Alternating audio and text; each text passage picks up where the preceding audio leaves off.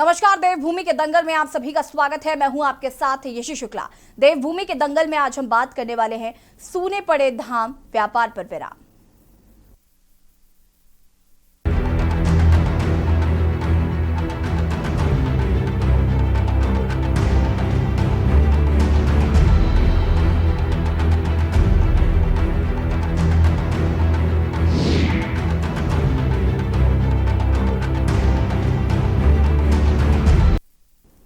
देहरादून में बेरोजगारों ने किया विधानसभा का घेराव। आपको बता दें कि बीएड टेट प्रशिक्षित बेरोजगारों ने घेराव किया है। 4000 पदों पर नियुक्ति कर रहे हैं मांग। प्रदेश भर में 200 से अधिक बेरोजगार मांग कर रहे हैं। उत्तराखंड की प्रसिद्ध चारधाम यात्रा अब तक शुरू नहीं हो पाई है। कोरोना महामारी के चलते लोगों की आजीविका पहले से ही पटरी से उतर चुकी है। ऊपर से चारधाम यात्रा शुरू न होने से इससे जुड़े व्यवसायी खासी परेशान हैं और सरकार से नाराज भी हैं। आक्रोशित लोग लगातार प्रदर्शन कर सरकार से चारधाम यात्रा को शुरू करने की मांग कर रहे हैं और ऐसा न होने पर उग्र आंदोलन की भी चेतावनी दी जा रही है। लेकिन अब तक सरकार ने इस मामले में कोई निर्णय नहीं लिया है। आपको बता दें कि नैनीताल हाईकोर्ट ने तीसरी लहर की संभावना को देखते हुए यात्रा पर रोक लगाई है, जिसके बाद राज्य सरकार ने नैनीताल हाईकोर्ट में इस फैसले को सुप्रीम कोर्ट में चुनौती दी। लेकिन अब तक सुप्रीम कोर्ट ने इस पर कोई फैसला नहीं सुनाया है, जिसके बाद से चारधाम यात्रा ठप पड़ी है। लेकिन अब लोगों के सब्र का बांध टूट रहा है। आज हम इसी पर करेंगे चर्चा, लेकिन उससे पहले देखें रिपोर्ट।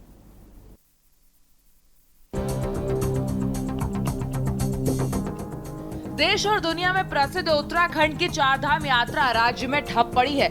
इस यात्रा से राज्य के हजारों लोगों की आजीविका जुड़ी हुई है।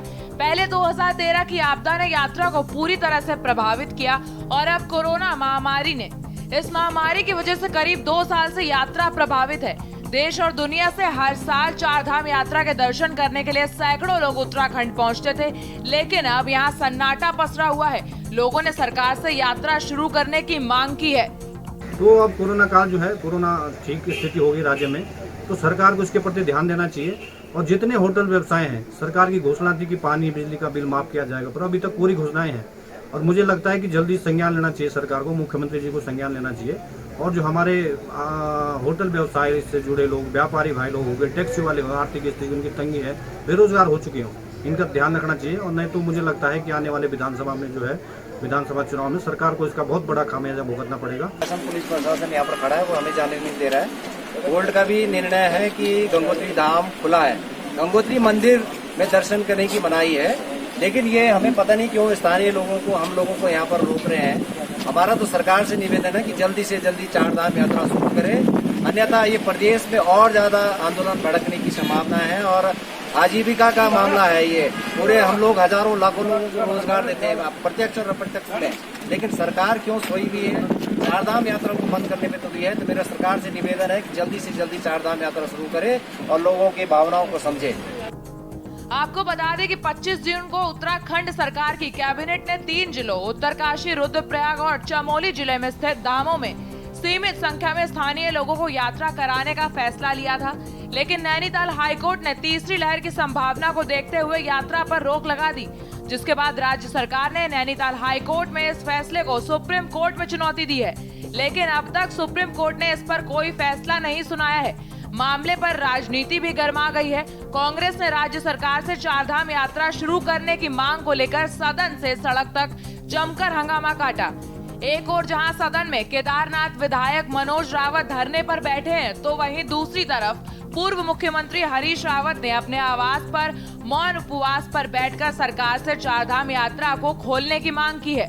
वहीं कैबिनेट मंत्री बंशीधर भगत का कहना है कि सरकार भी चाहती है कि यात्रा जल्द शुरू हो, लेकिन कोर्ट की रोक के चलते अब तक यात्रा शुरू नहीं हो पा रही है। देखिए, ये सरकार 200 करोड़ हम लोगों से ले ले, यात्रा शुरू कर दे, और जिन लोगों को ये 2-2 हजार से लेकर के 10-10 हजार देना चाह रही है, तो उसके दोगुना राशि सरकार अपने राजस्व के लिए हमसे ले ले, लेकिन यात्रा शुरू कर दे। मेरा ये मानना है कि उत्तराखंड सरकार को न्यायालय चला रहा है, क्योंकि ये अनिर्णय वाले, अविवेकशील, अज्ञानी लोग हैं, इसलिए अपना पक्ष माननीय उच्च न्यायालय के सामने ढंग से नहीं रख पाते हैं। इन्होंने बहुत ही नाकाबिल वकीलों की फौज खड़ी करी है इस उत्तराखंड में, जो कि उचित निर्णय न्यायालय से नहीं ले पाते हैं। मेरा ये मानना है कि ये सरकार सत्ता में रहने के लायक नहीं है। चारधाम यात्रा उत्तराखंड की एक बड़ी महत्वपूर्ण यात्रा है। हम भी चाहते हैं वो भी काफ़ी धूमधाम से हो, लेकिन चूंकि कोरोना को देखते हुए माननीय उच्चतम न्यायालय ने उस पर रोक लगाई है कुछ, तो उसके नियमों का पालन करते हुए, कोरोना के नियमों का पालन करते हुए जो कर सकते हैं वो किया जाए। लेकिन विपक्ष लगातार कह रहा है कि सरकार शुरू नहीं कराना चाहती, इनकी नीयत ही साफ नहीं है। विपक्ष इतना तो मैं समझता हूँ अनपढ़ नहीं है कि उसको पता न हो कि कोर्ट ने इसमें क्या कहा है। तो कोर्ट ने जो बात कही है तो उसका संज्ञान हमको लेना ही पड़ेगा। तो माननीय उच्चतम न्यायालय ने कोई बात कही है तो उसको देखते हुए जिस प्रकार से कर सकते हैं वो किया जाएगा। कुल मिलाकर उत्तराखंड की चारधाम यात्रा का शुरू होना राज्य के लिए बेहद जरूरी है। इस यात्रा से जुड़े हजारों व्यवसायियों की आजीविका भी यात्रा पर ही निर्भर है। ऐसे में यात्रा को जल्द शुरू करना बेहद जरूरी है। वहीं दूसरी चिंता तीसरी लहर की संभावना की भी है। देखना होगा कि चारधाम यात्रा कब से शुरू हो पाती है। देहरादून से के न्यूज इंडिया के लिए अंकित काला की रिपोर्ट।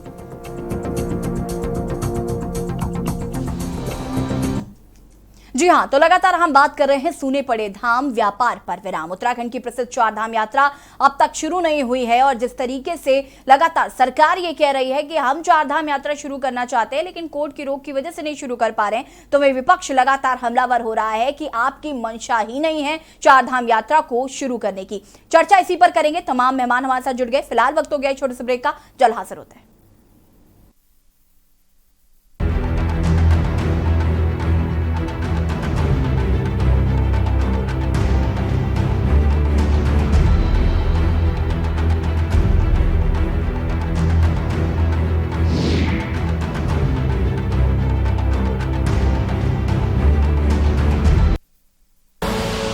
आप देख रहे हैं के न्यूज, खबरों का सारथी।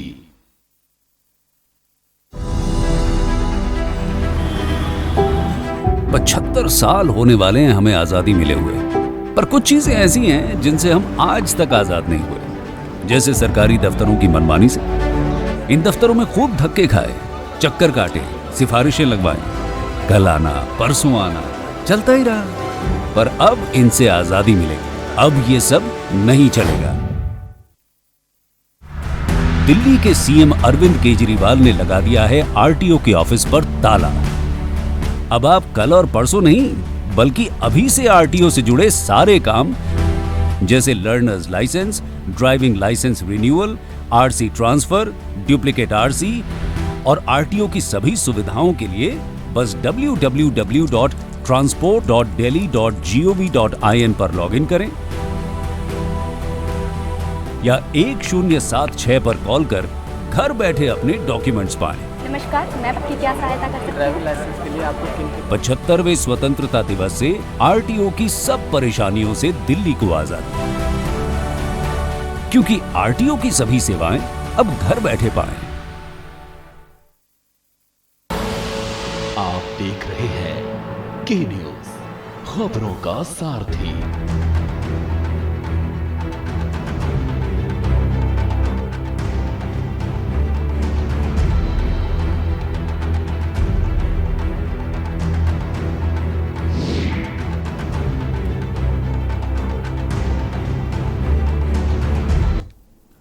ब्रेक के बाद एक बार फिर से आप सभी का स्वागत है और चर्चा आज हम कर रहे हैं सूने पड़े धाम व्यापार पर विराम। जिस तरीके से चारधाम यात्रा की शुरुआत अभी तक नहीं की गई है, व्यापारियों में काफी रोष देखा जा रहा है। भाजपा के लिए तमाम मुश्किलें खड़ी हो चुकी हैं क्योंकि चारधाम की यात्रा शुरू नहीं हुई है। व्यापारियों में जिस तरीके से रोष देखने को मिल रहा है वो लगातार सरकार का विरोध कर रहे हैं, प्रदर्शन कर रहे हैं और विपक्ष ने भी इसको आड़े हाथों लेते हुए प्रदर्शन करना शुरू कर दिया है। एक तरफ जहां केदारनाथ विधायक मनोज रावत विधानसभा के बाहर धरने पर बैठे, तो वहीं आज हरीश रावत ने भी अपने आवास पर रहकर मौन व्रत धारण किया और इसको लेकर लगातार वो जिस तरीके से प्रदर्शन हो रहा है, लगातार विरोध किया जा रहा है चारधाम यात्रा को लेकर। बंसीधर भगत का कहना है कि हम सरकार चाहती है कि चारधाम यात्रा शुरू की जाए, लेकिन कोर्ट की रोक की वजह से हम चारधाम यात्रा शुरू नहीं कर पा रहे। वहीं विपक्ष का लगातार कहना है कि सरकार की मंशा ही नहीं है कि वो चारधाम यात्रा को शुरू करे और चर्चा इसी पर हम कर रहे हैं। हमारे साथ सुजाता पॉज जुड़ी हुई हैं जो कि कांग्रेस से है, हमारे साथ शैलेंद्र मतुड़ा जी जुड़े हुए हैं जो कि अध्यक्ष होटल एसोसिएशन उत्तरकाशी से हैं, राजेश सेमवाल तीर्थ पुरोहित गंगोत्री धाम से हमारे साथ जुड़ गए हैं। आप सभी का बहुत बहुत स्वागत है। सबसे पहले शैलेंद्र जी, मैं आपके पास आऊंगी। होटल एसोसिएशन के अध्यक्ष हैं आप, किन समस्याओं का सामना आपको करना पड़ रहा है? मैं चाहूंगी कि सबसे पहले आप दर्शकों को बताएं। जी, सबसे पहले तो मैं के न्यूज का बहुत बहुत धन्यवाद करता हूँ जी, जिनके द्वारा चार धाम यात्राओं को लेकर ये महत्वपूर्ण बहस यहाँ पर रखी गई है। जी, मैं बताऊं कि पिछले 2 साल से जो कोरोना काल का ये पीरियड लंबा रहा है, इसमें देश की जो सबसे महत्वपूर्ण और आध्यात्मिक धार्मिक यात्रा होती है हमारी चार धाम, ये अभी बिल्कुल ही बंद है। आपको बताएं कि जो ये यात्रा काल का होता है वो कपाट खुलने से कपाट बंद होने के बीच में केवल 6 महीने का यात्रा काल रहता है। इसमें ही सबसे ज्यादा यात्री देश विदेश के यहाँ पर आते हैं। गंगोत्री में लगभग 7 लाख पर्यटक तीर्थ यात्री आते हैं। यमुनोत्री में हमारे लगभग 6 लाख तीर्थ यात्री आते हैं। केदारनाथ में हमारे पास लगभग 10 लाख तीर्थ यात्री आते हैं और बद्रीनाथ भगवान जी के दर्शन करने के लिए लगभग 12 लाख तीर्थ यात्री आते हैं। लेकिन पिछले कोरोना काल से जो पर्यटन उद्योग है और खासतौर से जो उत्तराखंड की चारधाम यात्रा है, इसमें बहुत ज्यादा प्रभाव पड़ा है।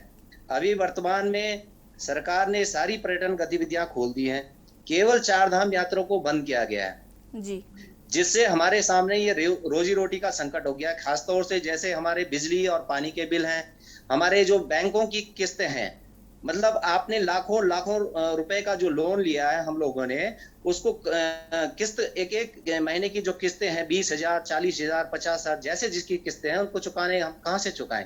यात्रा चल नहीं रही है। सरकार ने जो अभी वर्तमान में हाईकोर्ट में जो SLP डाली है या किसी ने जो PIL डाली है, उसमें अच्छी पैरवी नहीं हुई और कोर्ट ने इस यात्रा को प्रतिबंध किया है। और अभी जो सरकार सुप्रीम कोर्ट में भी जा रखी है SLP इस स्टे को ऑफ करने के लिए, उसमें भी बताएं कि अगले महीने की 8 सितंबर तक हमारे पास डेट लगी है। तो आप बताइए कि हम तो कोर्ट और सरकार के मध्य में पिस गए हैं। हमें भुखमरी के कगार पे आ चुके हैं इस समय। पूरी यात्रा जो हमारी इकोनॉमी है, जो चार धाम पे बेस्ड है, छोटे छोटे अपने रेस्टोरेंट हैं, ढाबे वाले हैं, होटल्स हैं, पंडा पुरोहित समाज है हमारा, जो वो भी सब सड़कों पर इस समय देवस्थानम के खिलाफ भी उतरा है जी। तो मेरा तो ये कहना है कि सरकार को जो अभी आपने देखा कि सरकार ने एक छोटा जो पैकेज 2-2 हजार रुपए प्रति माह का आपने होटल वालों को या रेस्टोरेंट वालों को जो दिया है, 2,000 रुपए से क्या होगा जी। हमें केवल ये कहना है कि आप केवल चार धाम यात्रा एनी हाउ शुरू करवाएं, और जो आने वाली हमारी जो ये अभी सितंबर और अक्टूबर की भी जो यात्रा है, उस पे भी कुछ ना कुछ हमें राहत मिल सकती है। आप जल्दी से जल्दी यात्रा शुरू कराएं, बाकी कुछ नहीं। और जितने भी गाइडलाइन सरकार की है, जो भी गाइडलाइंस हो, SOP हो, वो हम फॉलो करने के तैयार हैं। लेकिन आपसे केवल एक ही निवेदन है कि चार धाम यात्रा जल्दी से जल्दी शुरू करवाएं। जी राजेश जी, मैं आपसे जानना चाहूंगी, आप तीर्थ पुरोहित हैं गंगोत्री धाम के, कितना बदलाव आप पिछले इतने दिनों में देख पा रहे हैं कोरोना काल के बाद से? अब चार धाम यात्रा पिछले साल भी ठीक तरीके से नहीं हुई थी और इस बार अभी तक शुरू ही नहीं हुई है। क्या कुछ कहना है, क्या समस्याएं आपको देखने को मिल रही? चारधाम यात्रा 2019 जैसे ही कपाट बंद हुए नवंबर में, उसके बाद बंद पड़ी है। पिछले साल भी 0 रही, इस साल भी 0 है और सरकार की मंशा नहीं है खोलने की। अगर सरकार की मंशा खोलने की होती तो अभी आपने देखा होगा इनके राष्ट्रीय अध्यक्ष देहरादून में आते हैं, वहां पर बहुत बड़ी भीड़ होती है। उसके बाद आपने कांग्रेस की देखी, बहुत बड़ी रैली होती है, उसमें बहुत बड़ी भीड़ होती है। आम आदमी पार्टी देहरादून के अंदर जो है केजरीवाल का रोड शो होता है, उसमें बहुत बड़ी भीड़ होती है। केवल उत्तराखंड सरकार को जो कोरोना फैलता हुआ दिख रहा है वो केवल चार धामों में दिख रहा है, बाकी जगह कहीं नहीं है। आप देहरादून में जाइए, आप श्रीनगर में जाइए, आप उत्तरकाशी में जाइए, किसी भी शहर में आप जाइए, सब जगह सब चीज खुली हुई है, केवल और केवल चार धाम यात्रा बंद है। और मेरा स्पष्ट कहना है उत्तराखंड सरकार की जो है वो मति जो है भ्रष्ट हो गई, क्योंकि ये जो है जबरदस्ती एक जो है देवस्थानम बोर्ड थोपना चाहते हैं, जिससे चारों धामों के तीर्थ पुरोहित नारे लगाने के लिए, मुर्दाबाद नारे लगाने के लिए विवश हो रखे हैं। उन्हीं का श्राप है कि ये जो है कोई निर्णय नहीं ले पा रहे हैं। इनकी जो है स्थिति ऐसी हो गई, मनोस्थिति ऐसी हो गई कि कोई निर्णय नहीं ले पा रहे हैं और माननीय हाईकोर्ट में भी ये जो है कोई उचित जवाब नहीं रख पा रहे हैं। इसी कारण से जो है हाईकोर्ट भी जो है यात्रा खोलने में दिक्कतें पैदा कर रहा है। अगर ये सही जवाब रखते तो यात्रा जो है खुल जाती। लेकिन आपने देखा होगा कि चारों धामों में स्थिति इतनी खराब हो गई है, चाहे वो तीर्थ पुरोहित हो, चाहे होटल वाले हैं, डंडी कंडी घोड़े वाले, जितने होटल वाले हैं, सबकी स्थिति बहुत खराब हो गई है, क्योंकि 2 वर्षों से लोगों ने जो है अभी तक जो है 5 से 10 हजार रुपए नहीं देखा। बहुत स्थिति खराब हो गई, और उत्तराखंड सरकार अगर शीघ्र इसमें जो है सही निर्णय नहीं लेती है तो ये स्थिति बहुत आगे जाके खराब होने वाली है, और उत्तराखंड सरकार को जो है इसका भी खामियाजा भुगतना पड़ेगा। जी बिल्कुल। राजेश जी, देवस्थानम बोर्ड का भी आपका बहुत दिनों से ये जो मैटर है ये तब से ऐसे चल रहा है, और इसको लेकर अभी तक सरकार की तरफ से कोई प्रतिक्रिया नहीं आ रही है। त्रिवेंद्र सिंह रावत ने सख्ती के साथ देवस्थानम बोर्ड को बना दिया, उसके बाद तीरथ सिंह रावत असमंजस में रहे कि हमें ये भंग करनी है नहीं करनी है, हालांकि उसके बाद वो मुख्यमंत्री ही नहीं रहे। अब पुष्कर सिंह धामी आए तो उन्होंने कमेटी बना दी है, तो क्या कुछ कहना है इसको लेकर, क्योंकि देवस्थानम बोर्ड भी आपके लिए एक बहुत बड़ा विषय है, चारधाम यात्रा जितना बड़ा विषय है। चाहे तीरथ सिंह रावत जी हो, चाहे पुष्कर सिंह धामी जी हो, ये केवल घोषणावीर बने हुए हैं, ये घोषणाएं कर रहे हैं। इन्होंने 21 जुलाई को उत्तरकाशी में आकर के घोषणा की थी कि हाई पावर कमेटी बनेगी, और 15 अगस्त को ये जो है मनोहर कांत ध्यानी के नाम की घोषणा करते हैं, और वो जो है बनने से पहले ही उनका भी शासनादेश नहीं हुआ, केवल मुख्यमंत्री जी की घोषणा हुई, उनका अभी जो है आदेश नहीं हुआ, और वो पहले बोलते हैं कि देवस्थानम बोर्ड जो है हटेगा नहीं। तो जो आदमी पहले ही कह रहा है कि हटेगा नहीं, तो उसे वार्ता किस बात की करनी है? तो हमने माननीय पुष्कर सिंह धामी जी को बोला है कि अगर आप वास्तव में चाहते हैं कि आपको तीर्थ पुरोहितों का आशीर्वाद मिले, आपको धामों का, चारों धामों का आशीर्वाद मिले, तो आपको तत्काल जो है देवस्थानम बोर्ड जो है भंग कर देना चाहिए। क्योंकि त्रिवेंद्र सिंह रावत जो है, आज आपने देखा होगा, उनको तीर्थ पुरोहितों का इतना जो है अभिशाप लगा, वो जगह जगह जो है गलत बयानबाजी करते जा रहे हैं। तीरथ सिंह जी ने गंगा के किनारे जाकर के घोषणा की, और घोषणा पे कोई अमल नहीं किया, तो 4 महीने में ही विदा हो गए। अब बारी है धामी जी की। अगर धामी जी जो है नहीं करेंगे तो इनको भी 22 में जो है जिस प्रकार इन दोनों का हश्र हुआ, इनका भी हो जाएगा। और तीर्थ पुरोहित लगातार जो है, जिन लोगों का पूजा पाठ का काम था, जिन्होंने पूजा पाठ करके आशीर्वाद देना था, उत्तराखंड सरकार अच्छी चले। राजेश जी, आपकी बात में वापस आऊंगी। सुजाता जी भी हमारे साथ लगातार जुड़ी हैं। सुजाता जी कांग्रेस से हैं। सुजाता जी, मैं आपसे जानना चाहूंगी, लगातार जिस तरीके से देवस्थानम बोर्ड को लेकर तीर्थ पुरोहित परेशान है, 4 धाम यात्रा नहीं शुरू हो पा रही है, आपकी पार्टी की तरफ से जिस तरीके से आज हरीश रावत जी ने मौन व्रत धारण किया, जो मनोज रावत जी है वो विधानसभा के बाहर आज प्रदर्शन कर रहे थे इस मुद्दे को लेकर, सबसे पहले तो क्या कहना है आपको, क्योंकि 4 धाम यात्रा अभी तक शुरू नहीं हो रही? देखिए, बहुत दुख का विषय है कि एक तरफ ये सरकार देवस्थानम बोर्ड लाती है, माननीय उच्च न्यायालय में मैटर जाता है, एक मैटर सुप्रीम कोर्ट में पेंडिंग है, और तीर्थ पुरोहित हमारे विरोध कर रहे हैं इस सरकार का। सरकार समझ नहीं रही है, सरकार इनको अपशब्द कहती है और किस प्रकार से अपमानित करती है। कभी कह देती है कि आप कांग्रेसी हैं इसलिए कर रहे हैं। भाई, कांग्रेसी हो, भारतीय जनता पार्टी के हो, वो पंडा पुरोहित है, तीर्थ पुरोहित हक हकूकधारी है। हक हकूकधारी कौन होता है? वो होता है जो खच्चर भी चलाता है, जो छोटी सी दुकान वहां पे लगाता है, जो वहां सब्जी बेचता है, वो सारे हक हकूकधारी हैं भाई हमारे। और हमारी जो सरकार है, त्रिवेंद्र सिंह रावत ने जो देवस्थानम बोर्ड बनाया, उसका विरोध इतना हुआ, मगर उन्होंने कुछ नहीं कहा। वो बिल्कुल उस पे अडिग रहे। उन्होंने कहा इसको नहीं हटाया जाएगा। फिर दूसरे आते हैं, कहते हैं हटा दिया जाएगा। तीसरे आते हैं, कहते हैं हाई पावर कमेटी बना रहे। और अभी सेमवाल जी ने बताया आपको कि उसमें क्या हुआ।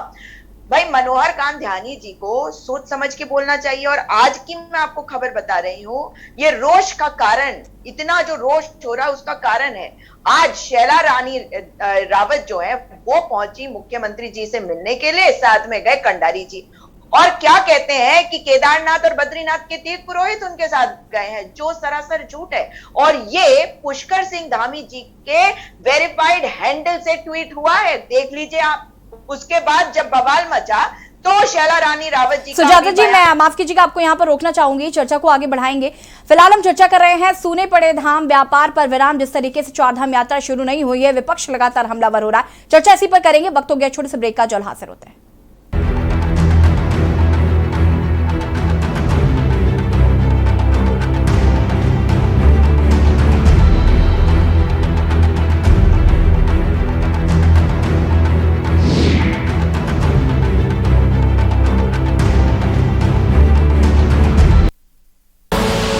आप देख रहे हैं के न्यूज, खबरों का सारथी।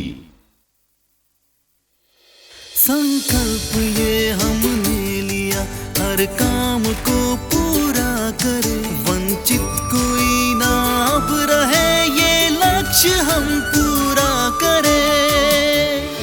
संकल्प है, संकल्प है, संकल्प है। ना अब कोई पिछड़ा रहे, ना अब कोई लाचार हो, हर वर्ग का उत्थान हो, सबको सभी अधिकार हो, जो सबसे हो पीछे खड़ा, हम साथ में उसके रहे।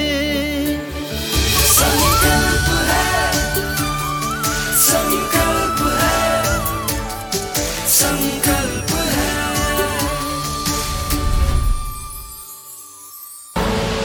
आप देख रहे हैं के न्यूज, खबरों का सारथी।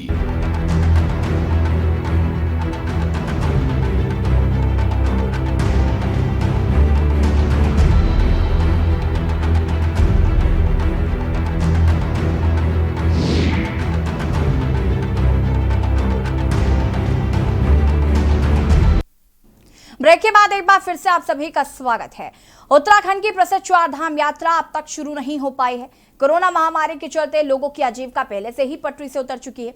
ऊपर से चारधाम यात्रा शुरू न होने से इससे जुड़े व्यवसायी खासी परेशान हैं और सरकार से नाराज भी हैं। आक्रोशित लोग लगातार प्रदर्शन कर सरकार से चारधाम यात्रा को शुरू करने की मांग कर रहे हैं और ऐसा न होने पर उग्र आंदोलन की भी चेतावनी दी जा रही है। लेकिन अब तक सरकार ने इस मामले में कोई निर्णय नहीं लिया है और चर्चा हम इसी पर लगातार कर रहे हैं। हमारे साथ अलग अलग मेहमान भी जुड़े हुए हैं। सुजाता जी हमारे साथ जुड़े हुए हैं। सुजाता जी अपनी बात को पूरा कर सकती हैं अब आप।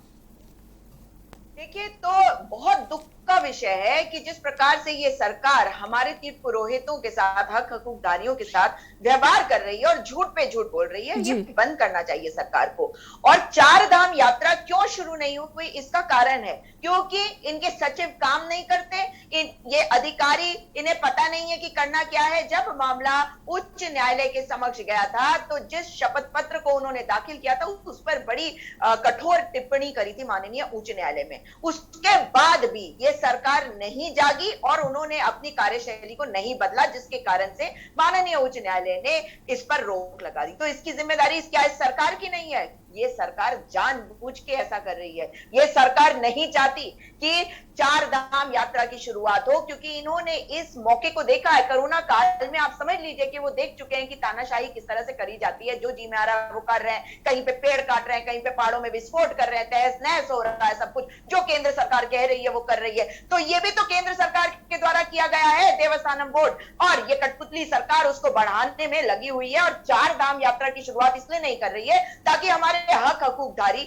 हमारे पंडा पुरोहित ऐसी हालत में आ जाए कि कुछ कहने के लायक ना रहे। वो त्राही त्राही कर रहे हैं, उनके पास खाने के लिए नहीं है, उनके पास रहने के लिए भी ना हो, ऐसा ये सरकार करना चाहती है। इसीलिए सरकार को चेतना चाहिए, जागना चाहिए और अब कम से कम हमारे हक हकूकदारियों से बात करनी चाहिए। माननीय उच्चतम न्यायालय में अपना पक्ष रखकर जल्दी सुनवाई करके ढंग से एसओपीज को का अनुपालन करवाते हुए उन्हें यह आग्रह करना चाहिए कि इसको खोलने की छूट दे दी जाए और चार धाम यात्रा की शुरुआत करी जाए। और ऐसा नहीं होता है तो सरकार जिम्मेदार है। अगर कुछ भी गलत होता है किसी भी पंडा पुरोहित हक हकूकदारी के साथ, उसकी जिम्मेदारी सरकार के साथ है। वो भूल जाते हैं कि एक कल्याणकारी राज्य है। तो मैं तो आपके माध्यम से चाहती हूं कि मेरी सरकार जागे और चार धाम यात्रा की शुरुआत करवाने में वो निश्चित कदम उठाए ताकि ये हो सके। जी बिल्कुल सुजाता जी, जिस तरीके से लगातार सरकार को जगाने का प्रयास आपकी सरकार, आप माफ कीजिएगा, आपकी पार्टी द्वारा लगातार किया ही जा रहा है। राजेश जी, मैं आपसे जानना चाहूंगी कि जिस तरीके से लगातार ये आंदोलन की बात आप लोगों के द्वारा कही जा रही है कि हम उग्र आंदोलन करेंगे, इसको लेकर क्या कुछ रणनीति तीर्थ पुरोहितों द्वारा बनाई गई है? क्योंकि सरकार तो मुझे नहीं लग रहा कि सुन पा रही कुछ। हम लोग लगातार 74 दिन से धरने पर बैठे हैं और 54वां दिन हम गंगोत्री में कर्मिक अनशन करते हुए हो गया है। और अब हमने निर्णय ले लिया है, क्योंकि हम जब जनप्रतिनिधियों से और तमाम सामाजिक कार्यकर्ताओं से, विभिन्न लोगों से हमारी चर्चा हुई, लोग जहाँ देवस्थान बोर्ड के बारे में हम लोगों से चर्चा करते हैं तो लोगों ने कहा कि आप इस लड़ाई को केवल गंगोत्री धाम तक या चारों धाम तक सीमित मत रखिए, अब आप इस लड़ाई को जो है मैदान में लाइए, आप जनता से संपर्क कीजिए, जनता को जो है इसके बारे में बताएं। तो इसकी हमने कल जो है देव आशीर्वाद यात्रा के नाम से हमने कल शुरुआत कर दी है। रैथल में जो 5 गांव आते हैं, रैथल, नटीन, बनानी, क्यारक, भटवाड़ी, इन 5 गांव के प्रतिनिधि वहां पर इकट्ठे थे, वहां भी महिलाएं थी, पुरुष थे, सब लोगों ने एक स्वर में कहा कि आप उत्तरकाशी बुलाइए, देहरादून बुलाइए, भटवाड़ी बुलाइए, जहां आप बोलेंगे हम लोग वहां पर जो है सब आएंगे और आंदोलन करेंगे सरकार के खिलाफ, अगर सरकार जो है जल्दी जो है देवस्थानम बोर्ड को खत्म नहीं करती है। तो यह हम लोगों ने कल से इसकी जो है शुरुआत कर दी है। आज हम लोगों ने जो एक पूजा रखी है, वो पूजा जो है मुगवा में मां गंगा जी का जो शीतकालीन प्रवास है वहां पर पूजा चल रही है। उसके बाद हम लोग सुक्की, झाला, जसपुर और हरसिल दराली में जो है हम जनसंपर्क करेंगे, वहां की माताओं से, वहां के युवा साथियों से जो है निवेदन करेंगे, उनको जो है बताएंगे कि देवस्थानम बोर्ड के क्या बनने से क्या क्या नुकसान हो रहे हैं, इन सबको लेकर के। उसके बाद हमारे जो अन्य गांव बसते हैं उनमें हम जो है पूरा लोगों से जनसंपर्क करेंगे और देवताओं का जो हमारी जो डोलियां हैं, मां भगवती है, सोमेश्वर देवता की डोली है, कंडार देवता की डोली है, हरि महाराज की डोली है, तमाम देवताओं से भी हम जो है आशीर्वाद लेंगे, क्योंकि गंगा जो है, गंगा जी जो है जितनी हमारी आस्था का केंद्र है उतनी हमारी देवी देवताओं का भी आस्था का केंद्र है, क्योंकि प्रतिवर्ष हमारे सारे देवी देवता जो है गंगोत्री धाम में आते हैं, वहां पर ठहरते हैं, वहां पर निवास करते हैं। तो सारे देवी देवताओं का आशीर्वाद लेकर के पहले चरण में हम जो तहसील स्तर पर टकनौर पट्टी में जो है पूरा भ्रमण करेंगे और वहां पर जो है रैली करेंगे 1 सितंबर माह में। और अगर सरकार उसके बाद भी नहीं सोचेगी तो उसके बाद हम पूरी गंगोत्री विधानसभा में हम लोग जो है घर घर जाकर के लोगों से जो है गंगा जल के साथ, गंगा मैया की छड़ी के साथ जो है देवी देवताओं से, वहां की महिलाओं से संपर्क करके जो है उत्तरकाशी में हम अक्टूबर माह एक बहुत बड़ी विशाल रैली करेंगे। और देहरादून में भी हमारी जो है चल रही है, क्योंकि केदारनाथ में जो है ना सर आपने देखा होगा, बद्रीनाथ में, यमुनोत्री में, चारों धामों में जो है विरोध हो रहा है, आपने गांव-गांव में देखा विरोध हो रहा है। और उसके बाद भी अगर सरकार नहीं चेतती है तो हम लोग जो है देहरादून के अंदर भी बड़ा प्रदर्शन करेंगे। और उसके बाद भी अगर सरकार जो है कोई कदम नहीं उठाती है तो उसके बाद सारे ऑप्शन खुले हैं, क्योंकि दिसंबर में चुनाव आचार संहिता लग जाएगी और उसके बाद जो है जो पार्टी तीर्थ पुरोहितों का साथ देगी उस पर हम लोग विचार करेंगे। जी, आप लोग हमारे साथ बने रहिए, आपसे और भी चर्चा करेंगे आगे हम। लेकिन लगातार मुद्दा यही है कि आखिर चारधाम यात्रा कब शुरू होगी और क्या व्यापारियों को इसी तरीके से आगे आने वाले दिनों में समस्याओं का सामना करना पड़ेगा। फिलहाल वक्त हो गया छोटे से ब्रेक का, जल्द हाजिर होता है।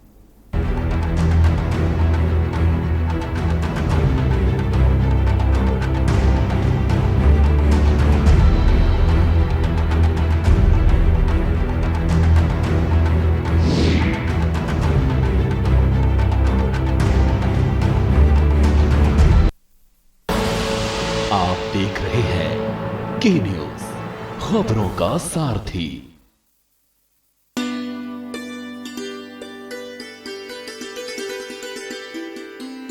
किसान की आय डबल करने का लक्ष्य, किसानों का जीवन आसान बनाना, हम इस संकल्प पथ पर बड़ी तेजी से आगे बढ़ रहे हैं।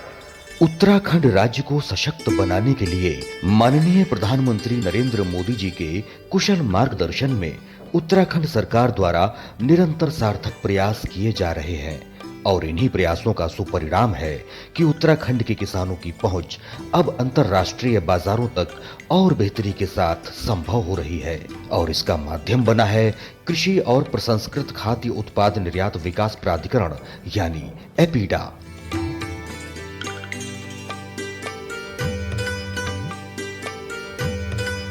आज राज्य के किसी भी सुदूर गांव में उगाई जा रही फसल न केवल एशिया बल्कि यूरोपियन देशों में भी पहुंच रही है। उत्पादन गुणवत्तापूर्ण होने की वजह से उत्तराखंड की फल सब्जियों से लेकर खास किस्म के अनाज तक की डिमांड आज विदेशी बाजारों में खूब हो रही है। सरकार की तरफ से अभी किसानों को बहुत मदद की जा रही है। सभी जितने किसान हैं सभी को जोड़कर एक क्लस्टर बनाया गया है, जिनको सरकार की तरफ से काफ़ी चीज़ उपलब्ध कराई गई है। सबके कंपोस्ट किट बनाए गए, स्प्रे मशीनें दी गई और अपने घर में कीटनाशक बनाने के लिए अपने उन ड्रम आदि दिए गए और लोगों को उसकी ट्रेनिंगें दी गई, कैसे आपने जैविक खेती करनी है और जैविक खेती के बाद जो आपका उत्पादन होगा उसको आपने कहाँ मार्केट करना है, कहाँ आपने उसको बेचना है। ये सरकार की तरफ से काफ़ी मदद की जा रही है किसानों की। देश के यशस्वी प्रधानमंत्री नरेंद्र मोदी जी का किसानों की उन्नति का संकल्प सिद्ध हो रहा है और इसी का नतीजा है कि उत्तराखंड में करी पत्ता, भिंडी, नाशपाती और करेला जैसी अन्य फल सब्जियों के निर्यात को लगातार प्रोत्साहन मिल रहा है। मैं जैपनीज खेती भी करता हूँ। सबसे कॉस्टली है वो राइस है, जो कि 15,000 रुपए पर क्विंटल के हिसाब से। मेरे पास सोयाबीन है, जिसका फली भी बिकता है, दाना भी बिकता है, दोनों। उत्तराखंड में रागी, झिंगोरा, चौलाई जैसे मोटे अनाजों का जैविक उत्पादन करने वाले किसान आज उत्साहित होकर खेती से जुड़ रहे हैं। उत्तराखंड में अब कुछ ऐसे किसान भी हैं जो विभाग की मदद से अपने कुछ प्रोडक्ट को देश से बाहर भी भेज पा रहे हैं। इसमें जैसे चावल है, आपका मसाले हो गए आपके, और हनी हो गया, और फ्रूट्स में आपका एप्पल हो गया, मैंगो हो गया, गुआवा हो गया। किसानों की आय बढ़ाने के लिए संकल्पबद्ध केंद्र सरकार के मार्गदर्शन में उत्तराखंड सरकार की कृषि हितैषी योजनाओं ने किसानों के चेहरों पर मुस्कान लाने का काम किया है। संकल्प से सिद्धि, कृषि से समृद्धि।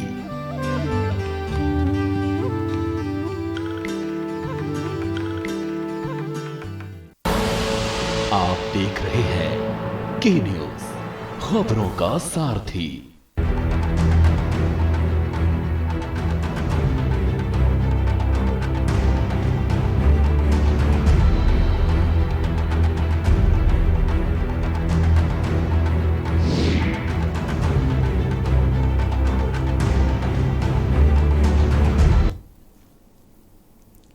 ब्रेक के बाद एक बार फिर से आप सभी का स्वागत है और आज हम लगातार चर्चा कर रहे हैं सूने पड़े धाम व्यापार पर विराम। उत्तराखंड की प्रसिद्ध चार धाम यात्रा अब तक शुरू नहीं हो पाई है। कोरोना महामारी के चलते लोगों की आजीविका पहले से ही पटरी से उतर चुकी है। ऊपर से चार धाम यात्रा शुरू न होने से इससे जुड़े व्यवसायी खासे परेशान हैं। देवस्थानम बोर्ड और चार धाम यात्रा सरकार के लिए वो दो मुद्दे हैं जिससे सरकार अपना विकेट बचाना चाहती है। चर्चा हम इसी पर कर रहे हैं। हमारे साथ कुछ मेहमान भी जुड़े हुए हैं। सुजाता पॉल जी हैं कांग्रेस से, हमारे साथ राजेश जी जुड़े हुए हैं जो कि तीर्थ पुरोहित हैं गंगोत्री से, और हमारे साथ जपेंद्र सिंह जी जुड़ चुके हैं जो कि भाजपा प्रवक्ता हैं। जपेंद्र जी, बहुत बहुत स्वागत है आपका। और मैं आपसे जानना चाहती हूं कि जिस तरीके से व्यापारियों को परेशानियों का सामना करना पड़ रहा है, चार धाम की यात्रा शुरू करवाना और देवस्थानम बोर्ड को भंग करना, आपको नहीं लगता ये दो ऐसे मुद्दे हैं सरकार जिनसे अपना विकेट बचाना चाहती है? विपक्ष की अगर हम बात करें तो वो लगातार इन दो मुद्दों को लेकर सरकार को घेर रहा है। ये दो अहम मुद्दे बन गए हैं विपक्ष के लिए। हरीश रावत जी से लगातार जब उन्होंने के न्यूज में बात की तो हमेशा उन्होंने कहा है कि हम देवस्थानम बोर्ड को भंग करेंगे। आज लेकिन सुबह जब मेरी उनसे बात हुई तो उन्होंने दो कदम आगे बढ़कर कहा कि अगर उत्तराखंड की जनता मुझ पर विश्वास जताती है तो मैं अपनी कलम से पहला फैसला यही करूंगा कि देवस्थानम बोर्ड को भंग कर दूंगा। तो क्या आप उनको ये मौका दे रहे हैं? देखिए, ये तो दूर के ढोल सुहाने हैं कांग्रेस पार्टी के लिए, और वो इसलिए क्योंकि माननीय मुख्यमंत्री धामी जी इन दोनों मुद्दों को लेकर बहुत ही संजीदा हैं। पहली बात आई देवस्थानम बोर्ड की, तो देवस्थानम बोर्ड के ऊपर माननीय मुख्यमंत्री बार बार ये बयान दे चुके हैं, और बयान ही नहीं दे रहे हैं, वो पूरी तरह से प्रयासरत हैं कि इसका कोई संतोषजनक और सम्मानजनक हल निकले, जिससे हमारे पंडा पुरोहित समाज के अंदर जो उनके अंदर उन्हें एक भ्रम की स्थिति बनी हुई है वो दूर हो, और उसके लिए चाहे उन्हें कुछ भी करना पड़े, माननीय मुख्यमंत्री जी वो निर्णय लेने के लिए बिल्कुल तैयार बैठे हुए हैं। दूसरी तरफ हमें ये भी समझना होगा कि हमें शरारती तत्वों से सावधान रहना होगा, क्योंकि चुनाव का समय है, चुनाव सिर पर है, और ऐसे में जो हमारे राजनीतिक या सामाजिक व्यवस्था को बाधित करने वाले तत्व होते हैं वो सक्रिय हो जाते हैं, और वो तत्व सभी जगह होते हैं। वो सिर्फ ऐसा नहीं है कि वो तत्व सिर्फ कांग्रेस में है या समाज में है, सभी जगह वो तत्व होते हैं। तो उन तत्वों से सब लोगों को सावधान रहना होगा और अपने माननीय मुख्यमंत्री जी के ऊपर थोड़ा सा भरोसा जताना चाहिए, क्योंकि वो प्रदेश के मुखिया हैं, प्रदेश के लिए हैं, प्रदेश के लिए काम करना चाहते हैं। तो निश्चित तौर पर हमें हम सब लोगों को उन्हें मौका देना चाहिए और उनके निर्णय का थोड़ा सा इंतजार कर लेना चाहिए कि उनका निर्णय क्या आता है। तो निर्णय के बाद ही हम तय करेंगे ना कि ये निर्णय हित में था या नहीं था। अगर वो सभी निर्णय हित में आते हैं, और जब बीच में मत बोलिए, आप सुनिए, जब आपका टर्म आएगा बोलिएगा, तो वो निश्चित तौर पर वो तस्वीर कितना लंबा बोलेंगे। अब बात होती है चार धाम यात्रा की, तो चार धाम यात्रा को लेकर राज्य सरकार, माननीय मुख्यमंत्री जी बहुत संजीदगा है। पूरी संजीदगी के साथ वो जो इसमें एक टेक्निकल कोर्ट की जो उसमें थोड़ी सी बाधित हो रही है, तो निश्चित तौर पर ये कांग्रेस की परेशानी बढ़ाने वाले निर्णय होंगे ये सब। ये हम आपको आज पहले एडवांस में बता दें, बहुत बड़ी परेशानी कांग्रेस की बढ़ने वाली है। जपेन जी, आप जिस विश्वास की बात कर रहे हैं, जिस धैर्य की बात कर रहे हैं, वो अभी तक तीर्थ पुरोहित हक हकूकदारी बहुत दिनों से दिखा रहे हैं और अब उनके सब्र का बांध टूटता हुआ नजर आ रहा है। सुजाता पॉल जी कुछ कहना चाहते हैं। सुजाता जी कहिए। जिस प्रकार से ये बात कर रहे हैं, कांग्रेस कर रहे हैं, ये हमारे तीर्थ पुरोहितों का अपमान कर रहे हैं, ये देवभूमि का अपमान कर रहे हैं। जिस सरकार को प्रचंड बहुमत मिला, 3 मुख्यमंत्री उन्होंने दिए, तो उनकी सोच, उनकी क्षमता पर हमें शक नहीं, यकीन है। सुजाता जी सुन लीजिए जपेन जी क्या कह रहे हैं। सुजाता जी, जपेन जी कुछ कह रहे हैं। और अब जिस प्रकार से ये अराजक तत्वों की बात कर रहे हैं, ये अराजक तत्व ये भारतीय जनता पार्टी में है, ये स्वयं है। जपिंदर सिंह जी जिस पार्टी में है, और जपिंदर सिंह जी वही अराजक तत्व है जो अराजकता फैलाते हैं। राज्य की जनता ये चाहती है कि समाधान हो। हमारे तीर्थ पुरोहित हकूकधारी सड़कों पे आ गए हैं। जपेन जी और सुजाता जी, आप दोनों की बातें आपस में क्लैश हो रही हैं और जनता को कुछ भी समझ में नहीं आ रहा है, तो मैं चाहूंगी कि आप लोग एक एक करके बात करें। आप देखिए, हम बीच में किसी के नहीं टोकते। जपेन जी को सुन लीजिए, सुजाता जी क्या कुछ कह रहे हैं, एक बार पूरी बात सुन लीजिए, उसके बाद आप अपना पक्ष रख लीजिए। जपेन जी कहिए। हमारी सरकार और संगठन के खिलाफ जब भी कुछ बोला जाता है, हम कभी बीच में नहीं बोलते हैं, क्योंकि हमें पता है कि सत्यता निकलकर सामने आएगी और उसी सत्यता को हम बयान करना चाह रहे हैं। लेकिन ये कांग्रेस जनों की ये बहुत बड़ी बीमारी है कि जब ये बीमारी आप लोगों की है। देखिए एंकर महोदया, इनको मैं बोलने नहीं दूंगी। बीमार ये है, दिमाग से बीमार, मानसिक बीमार, और ये पूरी तरह से बीमार, और ये बीमार सरकार है। प्रचंड बहुमत दिया गया और देखिए बीमारी कितनी। सुजाता जी एक सेकेंड। जपेन जी, मैं आपसे एक बात यहाँ पर जानना चाहती हूँ कि जब भी आपसे कोई सवाल पूछा जाता है या कुछ लोग आंदोलन करते हैं या आपके विरोध में कुछ कहते हैं, तो आपको हमेशा ऐसा क्यों लगता है कि उसमें अराजक तत्वों का हाथ है, हमेशा उनको भड़काने की कोशिश करी जा रही है? क्या कोई व्यक्ति अपने हक की बात नहीं कह सकता? जपेन जी, मैं आपसे इसका जवाब चाहती हूँ। हर बार यही होता है, हर बार आप यही कहते हैं कि अराजक तत्व घुस गए हैं, विपक्ष भड़का रहा है, बौखला रहे हैं लोग। बताइए जपेन जी, बताइए। उससे सरकार का संवाद स्थापित होना चाहिए, सरकार तक उनकी पीड़ा पहुंचे, सरकार ने वो दूर करनी है। अगर मान लीजिए जो व्यक्ति अपने आप को महसूस कर रहा है कि मैं कहीं पीड़ित हूं और उसकी पीड़ा सरकार ने दूर करनी है, सरकार प्रयासरत है, सरकार अपना काम करना चाहती है, लेकिन बीच में ये असामाजिक तत्व या शरारती तत्व, हमने कांग्रेस का तो नाम ही नहीं लिया इसमें। कांग्रेस के कोई भी असामाजिक तत्व कौन है? तीन पुरोहितों को कह रहे हो, तीन पुरोहितों को कह रहे हैं ये असामाजिक तत्व, ये स्वयं है असामाजिक तत्व। अराजकता फैला रहे हैं यहाँ पर, असामाजिक तत्व है आप, अराजकता फैला रहे हैं आप। कैसे कह दिया आपने किसी को भी? इस राज्य की जनता ने चुना है इस सरकार को, हर सरकार को जनता चुनती है, जनता जनार्दन होती है। देवभूमि में अगर तीर्थ पुरोहितों का आप अपमान करते हैं तो आप देवभूमि का अपमान कर रहे हैं। अराजक तत्व करना बंद करें, ये बताए ये सरकार क्या करेगी? बताइए आज कि शैला देवी जो रावत है, जो भी उनका नाम है, वो क्यों गई झूठ बोलते हुए? कंडारी जी क्यों गए झूठ बोलते हुए? भाई मुख्यमंत्री पुष्कर सिंह धामी की सक्षमता पे मैं सवाल उठा रही हूँ, इसलिए उठा रही हूँ क्योंकि शैला रावत कह रही हैं कि नहीं, मेरे साथ बद्रीनाथ केदारनाथ का कोई पुरोहित नहीं गया। और पुष्कर सिंह धामी जी के ट्विटर अकाउंट से ये ट्वीट होता है कि उनसे केदारनाथ और बद्रीनाथ के तीर्थ पुरोहित कंडारी जी और शैला रावत जी से के साथ मिले। तो अब मुझे बताइए कि कौन झूठा कौन सच्चा? अराजक तत्व कौन है? आप है? आपके साथ जो लोग गए वो जपेन जी जवाब दीजिए। सुजाता पॉल जी के सवाल का जवाब क्या है आपके पास? कब शुरू होगी?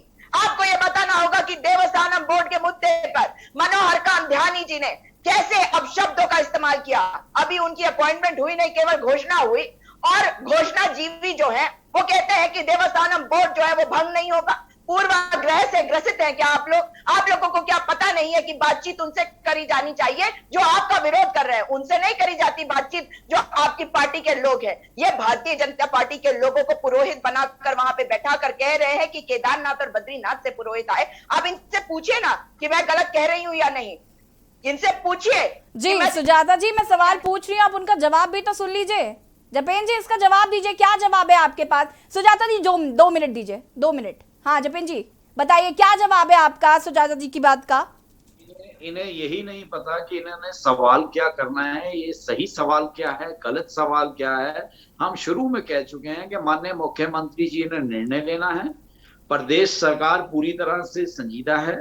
अब कोई भी वहां जा रहा है, कुछ बात कर रहा है, तो निर्णय मुख्यमंत्री जी ने लेना है। मुख्यमंत्री जी संजीदा है, चाहे वो देवस्थानम बोर्ड का मामला हो या उसमें 4 धाम यात्रा का मामला हो, तो निश्चित तौर पर उसमें कोर्ट में पक्ष रख के सब चीजों को लाइन अप करने का प्रयास किया जा रहा है। तो ये माननीय मुख्यमंत्री जी उसमें करना चाह रहे हैं, तो उसमें इतना भड़कने की या उसे मुद्दों को प्रभावित करने की हमें नहीं लगता कि कोई आवश्यकता है। लेकिन कांग्रेस की अपनी मजबूरी है, कांग्रेस की अपनी हताशा है, कांग्रेस की अपनी निराशा है, जो विभिन्न सुजाता जी वो ट्वीट दिखा रहे हैं जो ट्विटर हैंडल से किया गया, जपेन जी वो ट्वीट दिखा रहे हैं जिसमें लिखा गया है कि कंडारी जी और मैं बद्रीनाथ केदारनाथ के जो तीर्थ पुरोहित है उनसे मुलाकात हुई है। इनके वक्ता आते हैं, एक वक्ता कुछ बात कहता है, दूसरा दूसरी बात कहता है, एक नेता का कुछ बयान आता है, दूसरे नेता आप लोगों को तो पता ही नहीं कि कहना क्या है। लेकिन हमें खुशी है कि आज इन दोनों मुद्दों के ऊपर कांग्रेस बेनकाब हो रही है और भविष्य में जब तक इसके निर्णय आएंगे तीर्थ पुरोहित देवस्थानम बोर्ड के हित में आएंगे और उसके बाद रहने दीजिए ना, रहने दीजिए सेनवाल जी, ये अपने आप को एक्सपोज करते हैं। जपेन जी अच्छा ठीक है, मैं मान लेती हूँ कि सुजाता जी विपक्ष में है तो आपको उनकी बातें बुरी लग रही होंगी। राजेश जी जो हैं वो तो आपको लगता है कि वो तीर्थ पुरोहित है गंगोत्री के धाम के, तो वहां वो तो सच बोलेंगे ना, वो तो आपकी बुराई ऐसे ही नहीं करना चाह रहे होंगे।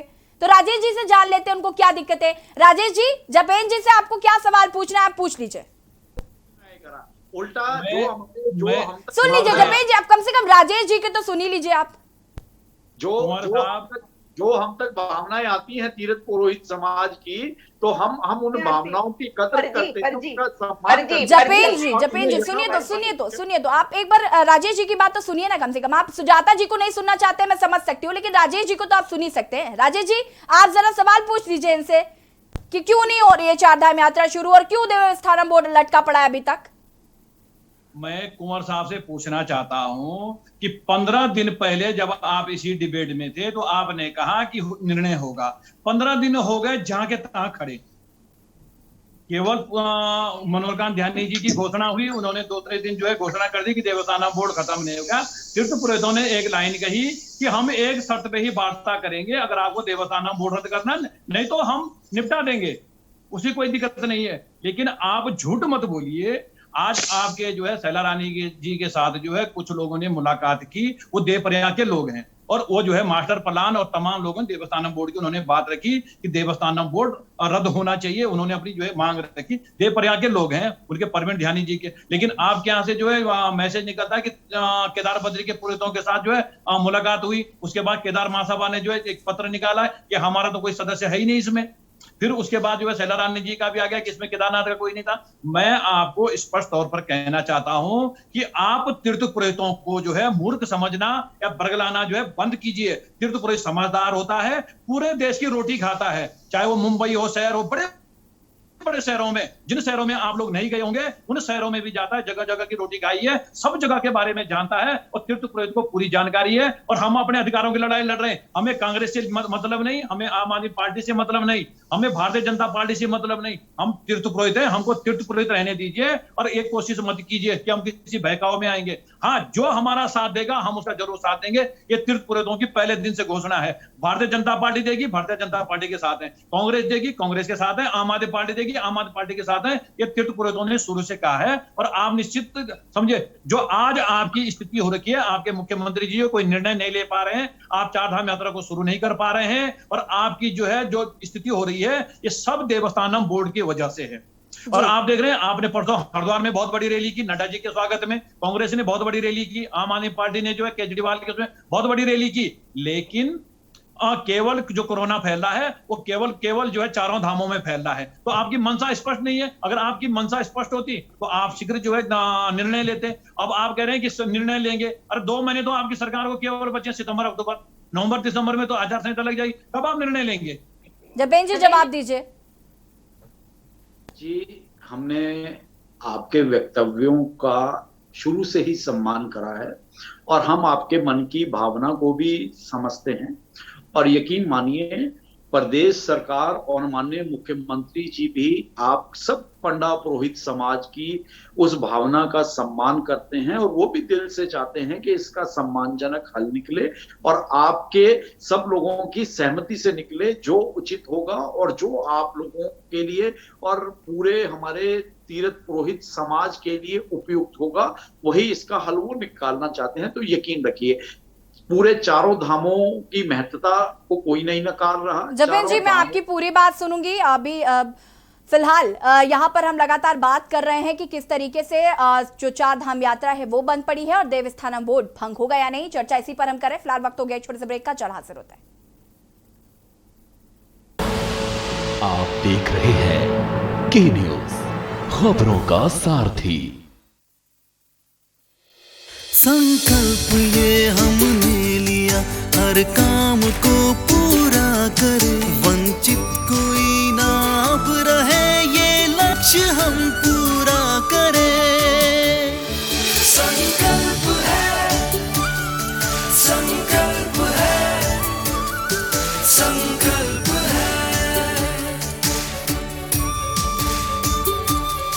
ना अब कोई पिछड़ा रहे, ना अब कोई लाचार हो, हर वर्ग का उत्थान हो, सबको सभी अधिकार हो, जो सबसे हो पीछे खड़ा, हम साथ में उसके रहे। संकल्प है, संकल्प है, संकल्प है।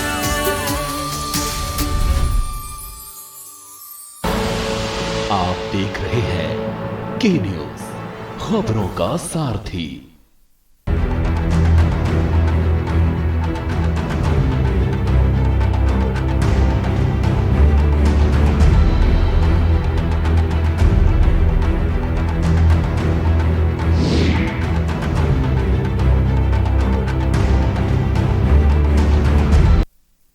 ब्रेक के बाद एक बार फिर से आप सभी का स्वागत है और आज हम बात कर रहे हैं सूने पड़े धाम व्यापार पर लगा विराम, और चर्चा आज हम इसी पर कर रहे हैं। हमारे साथ तमाम मेहमान जुड़े हुए हैं। दीपेंद्र सिंह है भाजपा से, सुजाता पॉल हमारे साथ कांग्रेस से जुड़ी हुई हैं, शैलेंद्र जी हैं होटल एसोसिएशन उत्तरकाशी से, और हमारे साथ राजेश जी भी लगातार जुड़े हुए हैं जो कि तीर्थ पुरोहित समाज से गंगोत्री धाम के। जपेन जी, आप अपनी बात को पूरा करिए। जी, निश्चित तौर पर चार धाम यात्रा को लेकर सरकार पूरी तरह से संजीदा है और सरकार भी चाहती है कि जल्दी से जल्दी इसका हल निकले और ये चार धाम यात्रा शुरू हो, क्योंकि इस पूरी चार धाम यात्रा के क्षेत्र में सैकड़ों गांव ऐसे हैं जिनकी आजीविका इन्हीं यात्रा रूट से तीर्थ यात्रियों से चलती है। तो निश्चित तौर पर सरकार संजीदा है और बहुत जल्दी प्रयास किए जा रहे हैं कि इस यात्रा को शुरू होने के रास्ते खुलें। और जहां तक देवस्थानम बोर्ड की बात है कि देवस्थानम बोर्ड को लेकर माननीय मुख्यमंत्री जी बहुत त्वरित गति से कार्य कर रहे हैं और निश्चित तौर पर आने वाले दिनों में आपके सामने निकल के आएगा कि इसमें जो निर्णय हुआ वो पूरी तरह से विकास पूरक और तीर्थ पुरोहितों के हक में होगा, तीर्थ पुरोहितों के सम्मान को आगे रखते हुए होगा। निश्चित तौर पर थोड़ा सा हमें इंतजार कर लेना चाहिए और जो भी परिणाम आएंगे बहुत सुखद परिणाम है। जी, जपेन जी, जिस तरीके से आपने अभी कहा कि चारधाम यात्रा शुरू करने की सरकार की मंशा बिल्कुल साफ है और लगातार पैरवी चल रही है, लेकिन आपको बता दें कि शैलेंद्र जी हमारे साथ जुड़े हुए हैं जो कि होटल एसोसिएशन के अध्यक्ष हैं। उनका ये मानना है कि सरकार की मंशा ही नहीं है कि वो चारधाम यात्रा को शुरू करे। शैलेंद्र जी, अपनी बात को कह सकते हैं आप? ऐसा नहीं है, ऐसा नहीं है। होटल एसोसिएशन वालों को बोलने दीजिए। जपेन जी, आप एक बार सुन तो लीजिए शैलेंद्र जी का कहना क्या है। शैलेंद्र जी, आप अपनी बात को रखिए। शैलेंद्र जी को बोलने दीजिए। बात एक्चुअली जी, बहस का मुद्दा हमारा में ही ज्यादा बहस हो गई है। मेरा निवेदन है कि यात्रा पर थोड़ा सा ज्यादा फोकस करें। हम 2 साल से परेशान हैं। आप देखिए, मतलब 2 साल से कोई भी यात्रा अभी तक नहीं चली है।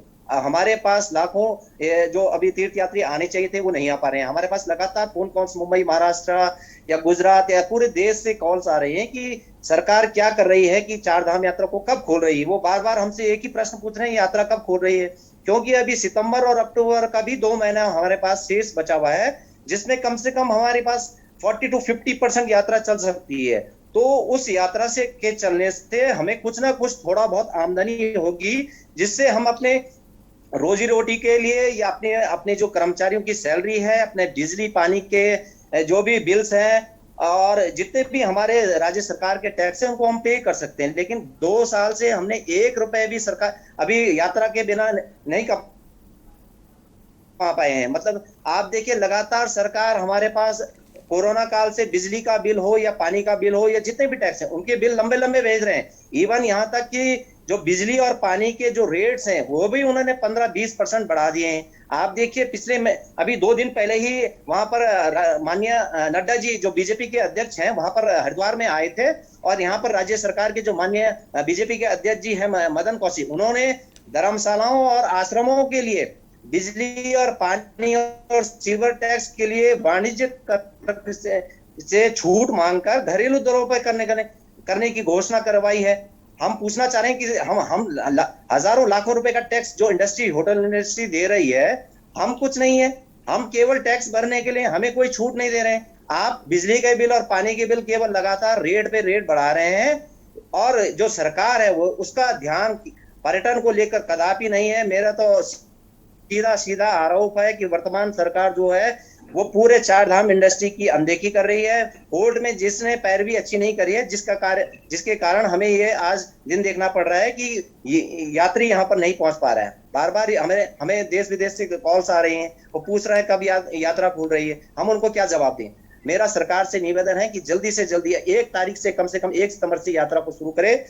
अन्यथा आप देख रहे हैं कि अभी हमने कल यहाँ पर हर्षिल और गंगोत्री के क्षेत्र में हम कूच कर रहे थे, गंगोत्री घेराव के लिए गए थे, वहां पर हमें रोक दिया है। पूरे धाम में चाहे केदारनाथ हो, चाहे बद्रीनाथ हो, चाहे यमुनोत्री में है, लगातार प्रदर्शन हो रहे हैं। पर्यटन इंडस्ट्री लगातार इसमें आंदोलनरत है। कल भी देहरादून में हमारा जो परिवहन उद्योग है, जो पर्यटन उद्योग है, वो विधानसभा घेराव का उसका कार्यक्रम है। हम सरकार को चेताना चाहते हैं कि जल्दी से जल्दी यात्रा शुरू करे, अन्यथा आपको आने वाले विधानसभा चुनाव में इसका परिणाम भुगतना पड़ेगा।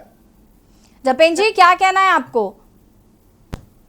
देखिए, जो शैलेंद्र जी ने कहा तो ठीक है, शैलेंद्र जी ने अपनी पीड़ा पूरी तरह से व्यक्त करी, वो उनका अधिकार है।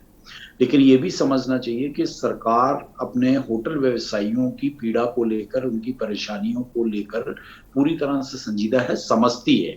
लेकिन परिस्थितियां ये ऐसी बन गई हैं कि इन परिस्थितियों में जो ये बीच में बैरियर्स आ गए हैं, तो निश्चित तौर पर उन्हें हम सबको मिलके उनसे निजात पानी है। हमें सुरक्षा की दृष्टि से भी देखना है कि तीसरे संक्रमण को लेकर जो खतरा अभी देश जपेन जी, ये बताइए, स्कूल खोल दिए गए आपने, जब आपको पता था कि तीसरी लहर आएगी, बच्चों के लिए नुकसानदायक है, आप स्कूल खोल सकते हैं, आप और चीजें कर रहे हैं, सारी गतिविधियां चल रही हैं, पर्यटन क्षेत्र खुल गए, लोग लंबी लंबी लाइनों में लग रहे थे, मसूरी घूम रहे हैं, नैनीताल घूम रहे हैं, वहां पर झील में घूम रहे हैं, तो फिर 4 धाम यात्रा क्यों नहीं शुरू की जा रही? 4 धाम यात्रा को छोड़ के बाकी सब कुछ खुला है उत्तराखंड में। की शुरुआत कब होगी? आप एसओपीज का पालन क्यों नहीं करवा पा रहे? आप भी गए थे माननीय उच्च न्यायालय में, आपने कहा था कि एसओपीज का पालन करवाएंगे, आप अपना पक्ष ठीक से नहीं रख पाए। जब हर जगह पे सब कुछ खुल रहा है तो यहाँ पे क्यों नहीं खुल सकता? 4 धाम यात्रा की शुरुआत करने के लिए सरकार क्या कदम उठा रही है, ये बताइए। बहानेबाजी मत करिए, छुपिए मत, आप केवल बहाने बता रहे हैं। आप कैसे वक्ताओं को लेके आते जिन्हें ये नहीं पता है कि किस प्रकार से बात रखनी चाहिए। जपेन जी, ये बड़ा सवाल है। एक मिनट सुजाता जी, मुझे सवाल पूछ लेने दीजिए। सुजाता जी, मुझे जवाब पूछ लेने दीजिए। मुझे जपेन जी आपसे ये पूछना है कि जन आशीर्वाद यात्राएं चल रही हैं, रैली चल रही है, स्वागत हो रहा है, तमाम चीजें हो रही हैं, सिर्फ 4 धाम यात्रा पर ही सारी चीजें, सारे प्रतिबंध लगा दिए गए हैं। ये अपने चुनाव की रैलियों में व्यस्त है। जपेन जी, हम आपको सुनना चाहते हैं, लेकिन आप बार बार एक ही बात कह रहे हैं कि सरकार संजीता है, सरकार प्रयासरत है, सरकार ये कर रही है, सरकार वो कर रही है, लेकिन अभी तक कोई हल नहीं निकला है। आप इस बात को क्यों नहीं मान रहे? बोले तो सही, आप सरकार की बात ही नहीं सुनना चाहते हैं तो बताइए। हम सुनना चाहते हैं, लेकिन आप इसके अलावा भी कुछ बताइए कि सरकार संजीदा है, प्रयासरत है, काम चल रहा है। इसके अलावा मुझे बताइए कि कैसे निकलेगा हल, कब होगी 4 धाम यात्रा शुरू? थोड़ा सा वक्त रह गया है। आपकी पार्टी के जो कार्यक्रम है वो चल रहे हैं, आप ये बताइए कि कब शुरू करेंगे। करेंगे चार धाम यात्रा? सुजाता जी सुन लीजिए, जपेंद्र जी के पास अच्छा जवाब है शायद। सुजाता जी सुन लीजिए, जपेंद्र जी को सुन लीजिए। शुरुआत करने के लिए आप क्या कदम उठाएंगे, केवल इतना बताइए, इधर उधर की बातें मत करिए। यही चीज शैलेंद्र जी पूछ रहे हैं। सुजाता जी मैं भी वही सवाल पूछ रही हूँ, आप 2 मिनट शांति रखिए और जपेंद्र जी इस बात का जवाब देंगे। जपेंद्र जी जवाब दीजिए। इस बारे में बताइए, इधर उधर की कहानियां मत बताइए इतनी लंबी लंबी। मात्र माहौल खराब करने का काम कर रहे हैं। अराजक तो आप है, आपको बात भी करनी नहीं आती, आपके तो सुजाता जी लेकिन अगर आप सवाल पूछेंगी तो जवाब के लिए भी आपको सब्र रखना पड़ेगा। सुजाता जी सुन लीजिए जपेंद्र जी क्या कह रहे हैं, अगर आप सवाल पूछेंगी तो आपको जवाब के लिए भी सब्र रखना पड़ेगा। देवभूमि से जपेंद्र जी जवाब दीजिए। देखिए, जिस तरह से सरकार संजीदा है तो निश्चित तौर से, क्योंकि पूरे देश से तीर्थ यात्रियों ने आना है और हमारा हम यही समझाना चाह रहे थे कि ऐसा नहीं है कि सरकार बिल्कुल इसे खोलना नहीं चाहती। अब पूरे देश से जब तीर्थ यात्रियों ने आना है और देश के विभिन्न हिस्सों में आज भी कोरोना की स्थिति को देखकर या उसके पेशेंट्स को लेके जो संक्रमण की दर है उससे लेके सिर्फ कंट्रोलिंग कैसे की जाए, किस तरह से स्वास्थ्य सेवाओं को इकट्ठा करके उसमें लगाना भी, क्योंकि एक बहुत बड़ा एक वो है कि पूरे देश इसका मतलब आप मान लीजिए कि आप कोरोना संक्रमण को कम करने में या फिर आप किसी तरीके से विफल साबित हो रहे हैं, मान लीजिए ना आपकी आपसे नहीं हो रहा है, सिस्टम नहीं बना पा रहे हैं। देखिए समय का बहुत अभाव है, फिलहाल आप सभी का बहुत बहुत शुक्रिया हमसे जुड़ने के लिए, अपनी बातों को रखने के लिए। और जिस तरीके से हम यहाँ पर लगातार बात कर रहे हैं कि जन आशीर्वाद यात्राएं चालू हैं, रैलियां हो रही हैं, लेकिन चार धाम यात्रा अभी भी बंद है। आखिर कब शुरू होगी चार धाम यात्रा, सवाल यही है, फिलहाल जवाब पता नहीं। फिलहाल इस बुलेटिन में इतना ही, देखते रहिए के न्यूज़ इंडिया। नमस्कार।